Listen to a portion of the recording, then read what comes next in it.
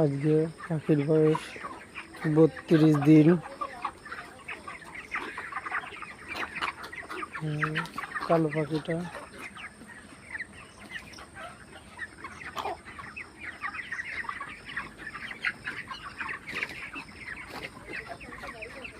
সব ছড়িয়ে আছে।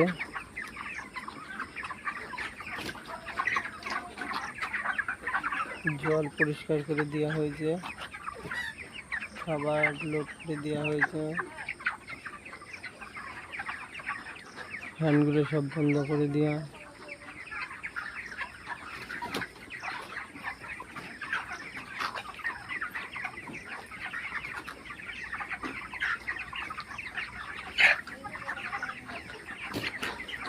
চ্যানেলটা সবাই লাইক শেয়ার করবে,